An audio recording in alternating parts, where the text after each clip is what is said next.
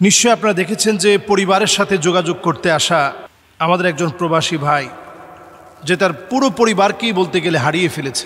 এই ছোট্ট ভিডিওটা যারা আপনারা দেখেছেন, তাকিয়ে থাকার মতো দৃশ্য না এখানে। এমন অবস্থা যে মা তার সন্তানকে ধরে রেখেছে, এই জন্য মা বের হতে পারে নাই। আর যেই প্রবাসী ওমান প্রবাসী ভাই সুদীর্ঘ প্রবাস জীবন কাটিয়ে যখন আসছে, সন্তানকে একবার শুধু এয়ারপোর্টে স্পর্শ করে দেখেছে, এরপরে সন্তানটাকে আর আদর পর্যন্ত করতে পারে নাই। একবারের শুধু এই স্পর্শ, এতটুকুনের মধ্য দিয়েই তার এই সুন্দর সময়টা শেষ হয়ে গেছে। ফ্যামিলির কেউ নাই ভাই আমার ঘরের মধ্যে। আমার বাচ্চারা আমি একবার দেখছি, শুধু এয়ারপোর্টে আসি একবার দেখছি, আর কেউ নেই ভাই। মৃত্যুটা এমন, আল মাউতু জিসরুন ইউসিরুল হাবিব ইলাল হাবিব। মৃত্যু হচ্ছে একটা পাত্রের নাম, যে পাত্র থেকে সবাইকে পান করতে হয়। মৃত্যু নামক পাত্র থেকে সবাইকে পান করা লাগে। আমরা এই ধ্রুব সত্যকে সামনে রেখে এই পরিবারের মর্মাহত পরিবার, আমরা তাদের জন্য সবরে জামিলের দোয়া করছি আল্লাহর কাছে। পাশাপাশি এখান থেকে অনেকগুলো মেসেজ আছে। এখান থেকে গুরুত্বপূর্ণ একটি বিষয় হচ্ছে, প্রবাসীদেরকে আমরা অনেক সময় কষ্ট দেই, খাটো করি।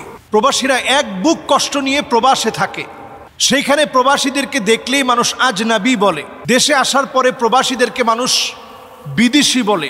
তাদের কষ্টের কোনো শেষ নেই। যেই পরিবার, যে ভাইটা সবাইকে হারিয়ে ফেললো ওমান প্রবাসী, তার মনের কষ্টগুলো তো বলে শেষ করার মতো না। এখানে আসলে ড্রাইভারকে অনেক দোষারোপ করা হচ্ছে। ড্রাইভার যতটা না দোষী, অনেক সময় আমরা এই বিষয়গুলো দেখলে দেখব আমাদের দেশের খুব বেশি দ্রুত স্পিডে গন্তব্যে পৌঁছার যে খারাপ প্রতিযোগিতা, এই প্রতিযোগিতার কারণে আমাদের দেশে অ্যাক্সিডেন্ট এত বেশি হচ্ছে। সবার প্রতিযোগিতা, কে কার আগে যাবে। যে পরিমাণ হর্ন দেওয়া হচ্ছে রাস্তার ভিতরে, শুধু প্রতিযোগিতা যে আমি একটু আগে চালিয়ে যেতে হবে। এই যে হর্ন দেওয়া হচ্ছে, 40% শিশু বাচ্চা একেবারে জন্মগ্রহণ করে, কানে অল্প শুনে এ অবস্থায় জন্মগ্রহণ করে। শব্দ দূষণ এখন চতুর্দিকে। আমাদের দেশে প্রতিযোগিতা নিয়ে গাড়ি চালানো হয়, যা একটু আগে যেতে হবে। এজন্যই অনেক সময় এই ধরনের বিপদ আপদগুলো ঘটে থাকে।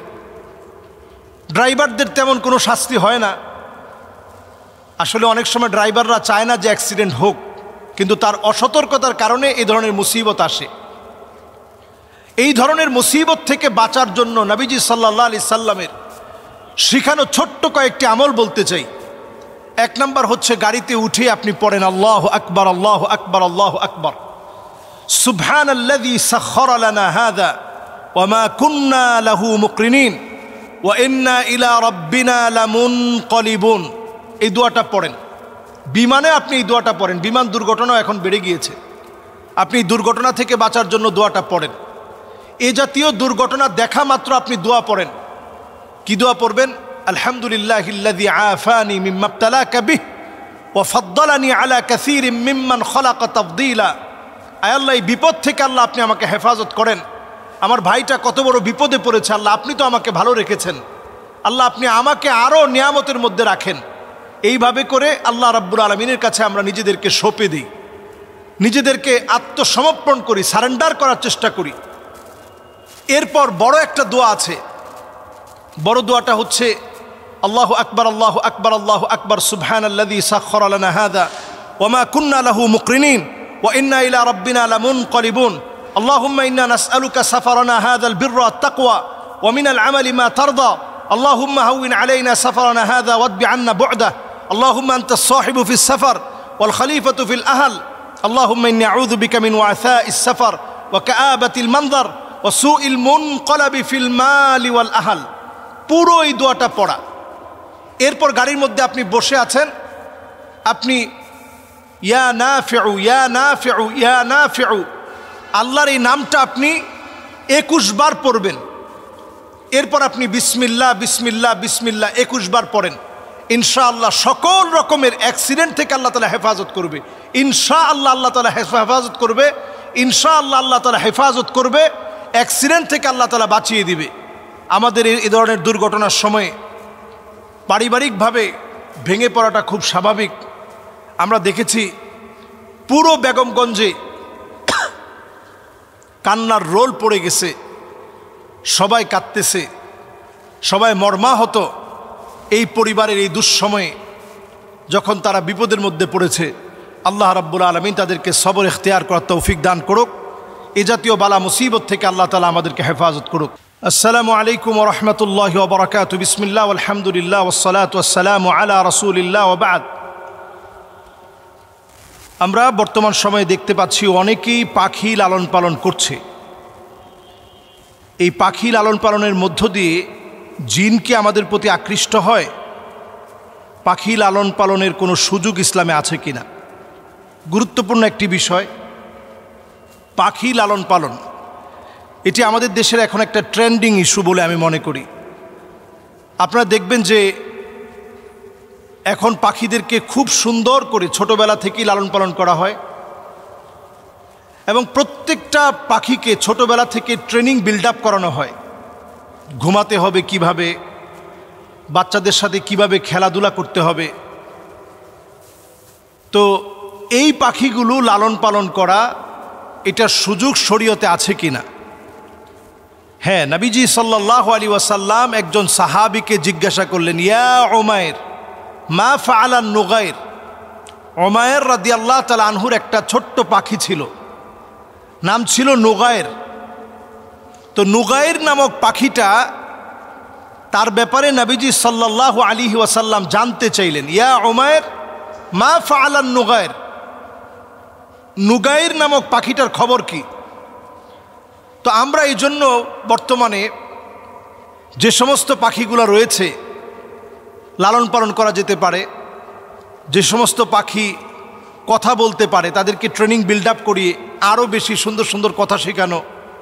ছোট ছোট বাচ্চারা মোবাইলের প্রতি যেভাবে আসক্তি এখন বেড়ে গিয়েছে, মোবাইলের প্রতি যেভাবে আসক্ত হয়ে পড়েছে, এটা থেকে দূরে রাখার জন্য এ জাতীয় পাখি লালন পালন করা যেতে পারে।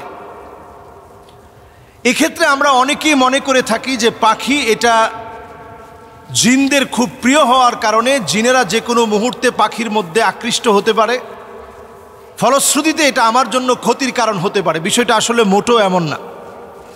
নবীজি সাল্লাল্লাহু আলাইহি সাল্লাম আমাদেরকে অনুমতি দিয়েছেন পাখি লালন পালন করার। তবে হ্যাঁ, যেই পাখিটা বনে সুন্দর তাকে বনে ছেড়ে রাখতে হবে।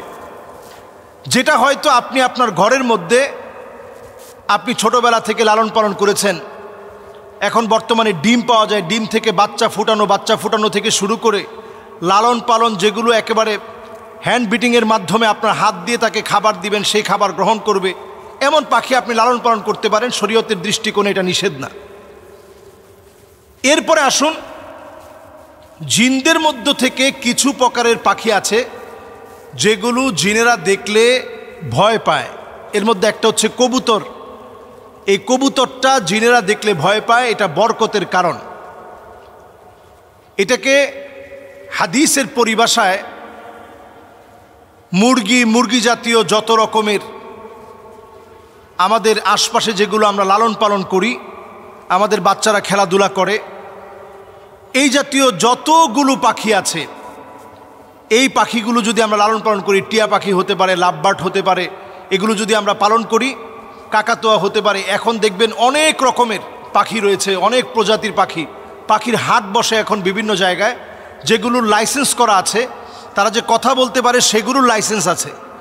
এই জাতীয় পাখিগুলো লালন পালনের মধ্য দিয়ে এতে কোনো গুনাহ নেই, বরং আমরা আমাদের বাচ্চাদেরকে মোবাইলের আসক্তি থেকে ফিরানোর জন্য এ জাতীয় পাখি আমরা লালন পালন করতে পারি।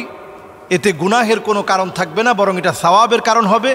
যদি তাদের সাথে আপনি সুন্দর আচরণ করেন, ভালোভাবে খাবার দেন, তাদেরকে ট্রেনিং দিয়ে যদি আপনি কথাবার্তা শিখান, এবং আপনার চারপাশে আপনি এই বাচ্চাগুলোকে দেখবেন অনেক সময় আপনার কাঁধে, আপনার হাতে বাচ্চারা ঘোরাঘুরি করে। এই পাখির ছানা যদি আপনার হাতে, আপনার কাঁধে যদি ঘোরাফেরা করে, আপনার কাছে ভালো লাগবে, ভালো ফিল হবে। এটা ইসলাম কোনোভাবেই নিষিদ্ধ করে না। আল্লাহ তাআলা আমাদেরকে বোঝার তৌফিক দান করুক। আসসালামু আলাইকুম ওয়া রাহমাতুল্লাহি ওয়া বারাকাতুহু।